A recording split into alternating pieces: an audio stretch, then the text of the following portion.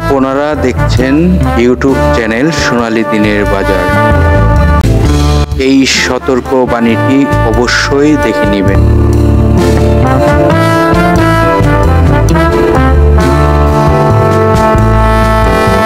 প্রিয় বিনিয়োগকারী ভাই ও বোনেরা, আশা করি সবাই ভালো আছেন।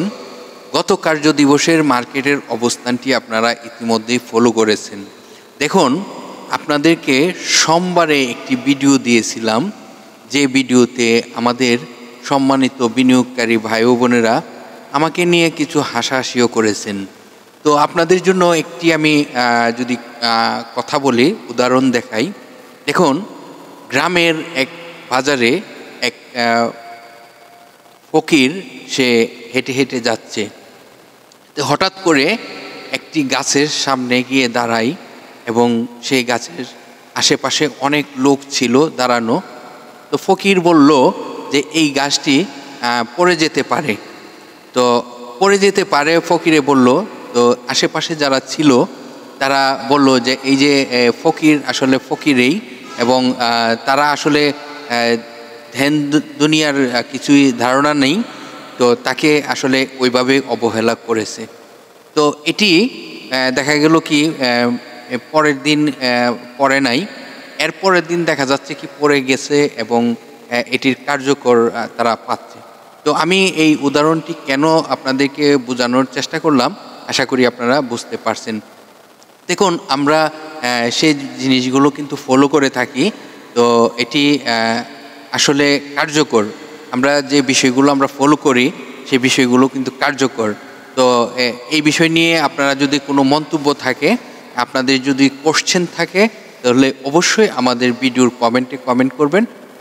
নিশ্চয়ই আপনাদেরকে বোঝানোর চেষ্টা করব। আর আমি অন্ততপক্ষে আপনাদের ক্ষতি হোক এবং আপনারা কোনো লসে পড়েন এইরকম চেষ্টা করি না। সবসময় আপনাদেরকে ভালো তথ্যগুলো দেওয়ার চেষ্টা করি, এবং আপনাদেরকে কিন্তু আমি স্টক নিয়ে এমন কোনো আলোচনা করি না যে স্টকগুলোতে আপনাদেরকে ক্রয় করানোর জন্য প্রেসার করি। জাস্ট আপনাদেরকে স্টকগুলোর তথ্য প্রকাশ করে থাকি, এই স্টকগুলো আগামী দিনগুলোতে কেমন হতে পারে। তো চলুন, আজকের ভিডিওর টপিকটি আপনারা ইতিমধ্যেই ফলো করেছেন। কড়া নজরদারিতে রাখুন এই স্টকটিতে। তো এই স্টকটির গুরুত্বপূর্ণ তথ্যগুলো আপনারা যদি সংগ্রহ করতে চান, জানতে চান, তাহলে নিশ্চয়ই আপনাকে ধৈর্য সহকারে আমাদের ভিডিওটি দেখতে হবে, এবং ভিডিওতে আপনাদেরকে কি কি বিষয় কড়া নজরদারিতে রাখবেন, এবং এই স্টকটির আরএসআইটি চরম একটি অবস্থায় আসছে, যে আরএসআইটি আপনাকে বলে দিবে এই স্টকটি কি আগামী দিনগুলোতে ভালো করবে কিনা। তো এই তথ্যগুলোই কিন্তু আপনাকে সংগ্রহ করতে হলে ধৈর্য ধরতে হবে এবং পুরো আলোচনাটি না টেনে শুনতে হবে। তাহলেই আপনি এখান থেকে আমাদের যে তথ্যগুলো দিয়ে সহযোগিতা করে থাকি, সেই তথ্যগুলো আপনাকে সহযোগিতা করবে। তো আজকের আলোচনার যে বিষয়টি, টপিকটি আপনারা ইতিমধ্যে ফলো করেছেন। আর আমরা সর্বপ্রথম গত কার্য দিবসের মার্কেটের ঘটে যাওয়া কিছু ঘটনা নিয়ে আলোচনা করব। এটিও কিন্তু গুরুত্বপূর্ণ। দেখুন, গত কার্য দিবসে ডিএসসি 100 সূচক 8.33 মাইনাস হয়েছে, এবং আমরা যদি লেনদেনের গতিটি দেখি তাহলে চমৎকার একটি লেনদেনের গতি দেখেছি। কত? 599 কোটি টাকা প্লাস, যেখানে 600 কোটি টাকার মতন। আর এটি কিন্তু আমরা দেখেছি ভালো হয়েছে, কিন্তু হঠাৎ করে এত বেশি হওয়াটা কিন্তু ভালো না। এটি মানে আমরা বলবো যে যদি একটি কার্য দিবস হয় 500 কোটি টাকা, পরের কার্য দিবসটি 550-600 কোটি টাকা হোক, তাহলে সমস্যা হয় না। তো এখন আমরা দেখতেছি 135টি কোম্পানি পজিটিভে ছিল দর বাড়ার তালিকায়, 198টি কোম্পানি ছিল দর হারার তালিকায়, আর 59টি কোম্পানি ছিল যে প্রাইজিং ওপেনিং হয়েছে সেই প্রাইজে ক্লোজিং হয়েছে। আমরা যদি সেক্টরের দিকে তাকাই তাহলে দেখতেই পারতেছি ইঞ্জিনিয়ারিং সেক্টর প্রথম অবস্থানে, দ্বিতীয় অবস্থানে মিউচুয়াল ফান্ড, তৃতীয় অবস্থানে লাইফ ইন্স্যুরেন্স, চতুর্থ অবস্থানে ইন্স্যুরেন্স সেক্টরের অবস্থান ছিল। এইভাবে কিন্তু আপনার 3টি সেক্টর ছাড়া সকল সেক্টরের কিন্তু প্রাইস কিছুটা কমে ভারে এই অবস্থায় ছিল। আর 3টি সেক্টর যেমন service sector, telecommunication sector, travel sector, এই সেক্টরের যে স্টকগুলো ছিল সবগুলোরই কিন্তু প্রাইস রেড জোনে, তার মানে দর হারার তালিকায় ছিল। এটি ছিল গত কার্য দিবসের ঘটে যাওয়া ঘটনা। আজকের আলোচনার যে স্টকটি সেটি নিয়ে আমরা বিশ্লেষণ করি। দেখুন, এই স্টকটির আপনাদেরকে চার্ট দেখাবো এই মুহূর্তে, শুধুমাত্র স্টকটির ইনফরমেশনগুলো আপনাদেরকে বলি, তথ্যগুলো। দেখুন, আজকের আলোচনার যে স্টকটি, সেই স্টকটির শেয়ার সংখ্যা রয়েছে 4,87,00,000 মতন, এবং স্টকটি জুন ক্লোজিং একটি স্টক। এই স্টকটির পাবলিকের হাতে এই মুহূর্তে শেয়ার সংখ্যা রয়েছে 1,93,00,000। এই স্টকটি আপনাদেরকে যদি দেখাই ন্যাবটি, এটির ন্যাব রয়েছে 23 টাকা 19 পয়সা। গত কার্য দিবসে এই স্টকটি 78 টাকায় ক্লোজিং হয়েছে। আপনারা বুঝতে পারতেছেন? আবারও আমি আপনার প্রাইসটি বলি, আজকের আলোচনার যে স্টকটি, সেই স্টকটি গত কার্য দিবসে 78 টাকায় ক্লোজিং হয়েছে। আবার এই স্টকটি যদি আমরা আইটি দেখি, যেহেতু জুন ক্লোজিং একটি কোম্পানি, এই কোম্পানিটি দুটি আর্থিক প্রতিবেদন প্রকাশ করা রয়েছে, যেখানে ফার্স্ট কোয়ার্টারে আয় রয়েছে 77 পয়সা, সেকেন্ড কোয়ার্টারে আয় রয়েছে 80 পয়সা। গত অর্থ বছরে এই স্টকটি 10% স্টক এবং 10% ক্যাশ দেয়। তো আজকের আলোচনার যে স্টকটি, সেই স্টকটি ডিএসসির ওয়েবসাইট থেকে আপনাদেরকে আরও তথ্য দেখাবো এবং স্টকটির নামটিও প্রকাশ করার চেষ্টা করব। দেখুন, আজকের আলোচনার যে স্টকটি টেক্সটাইল সেক্টরের একটি স্টক। এই স্টকটি বিগত 52 ওয়ার্কিং ডের মধ্যে 66 টাকা 90 পয়সা এবং সর্বোচ্চ প্রাইস হয়েছিল 138 টাকা।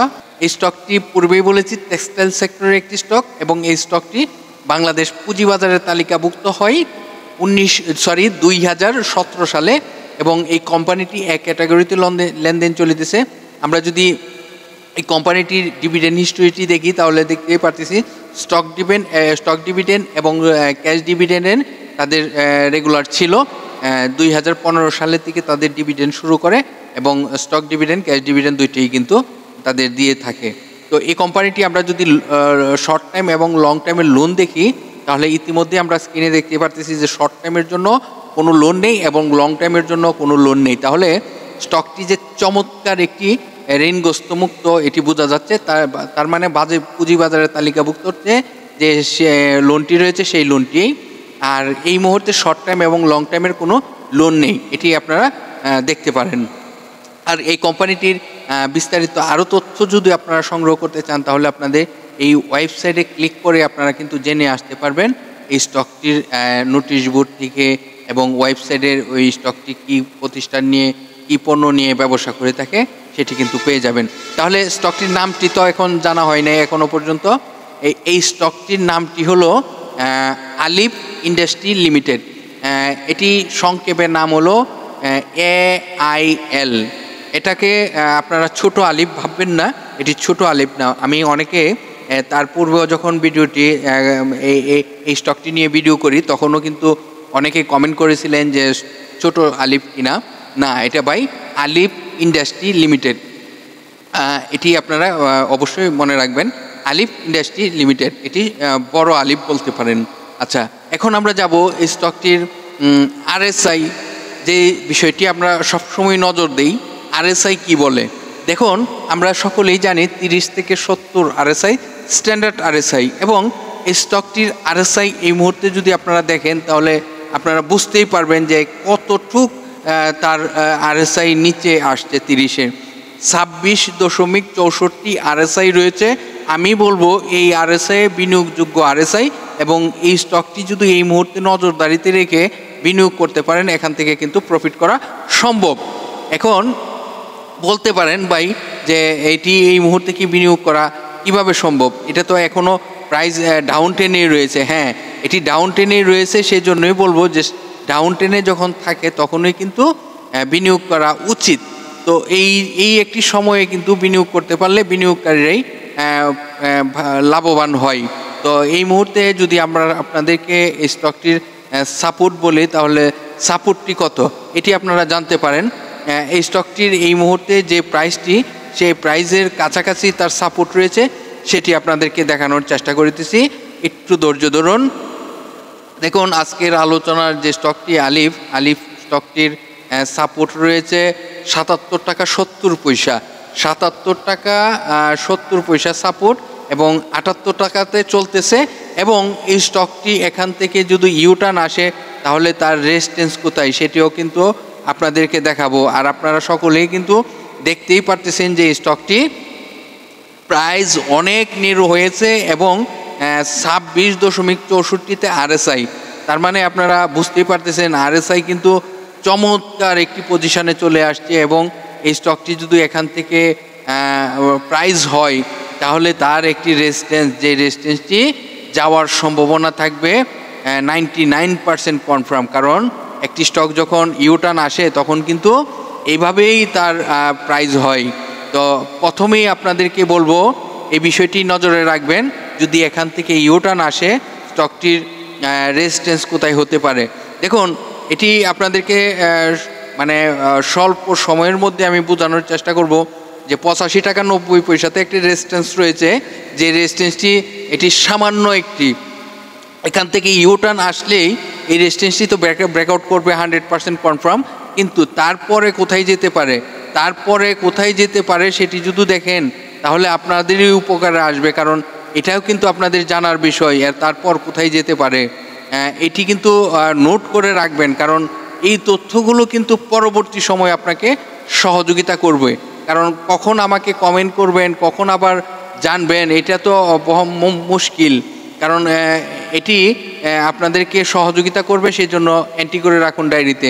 তারপর এখান থেকে যখন সে প্রাইসটি ব্রেকআউট করবে তখন 93 টাকা 60 পয়সা, এখানে অনেকগুলো রেজিস্ট্যান্স রয়েছে। আর আমি বলতে চাচ্ছি না, এটি পরে বলবো, কারণ এই স্টকটি 93 টাকার 60 পয়সাতে যাওয়ার সম্ভাবনা থাকবে। এবং RSI যেহেতু 70-এর কাছাকাছি যাওয়ার সম্ভাবনা থাকবে, তখন এই স্টকটি আরও প্রাইস হওয়ার সম্ভাবনা থাকবে। অনেকগুলো রেজিস্ট্যান্স রয়েছে, আমি সবগুলো বলবো না। আপাতত আপনারা 93 টাকা 60 পয়সা পর্যন্ত অপেক্ষা করুন। আশা করি আপনারা এই স্টকটি থেকে ভালো প্রফিট করতে পারবেন এখান থেকে ইউটার্ন আসলে। আজকের আলোচনার যে স্টকটি আলিফ ইন্ডাস্ট্রি, এই স্টকটির গুরুত্বপূর্ণ তথ্যগুলো আমি আশা করি আপনারা খুবই গুরুত্ব সহকারে এটি ডায়েরিতে এন্ট্রি করে হলো রাখবেন। আর এই সহযোগিতাগুলো আশা করি আপনারা বিভিন্ন সোশ্যাল মিডিয়া প্ল্যাটফর্ম শেয়ার গ্রুপে যুক্ত রয়েছেন, শেয়ার করে অন্যদেরকেও শুনবার সুযোগ করে দিবেন। আজকের মতো এখানেই বিদায় নিচ্ছি, আগামীকাল আবার আলোচনা হবে। ততক্ষণ পর্যন্ত সকলে ভালো থাকেন।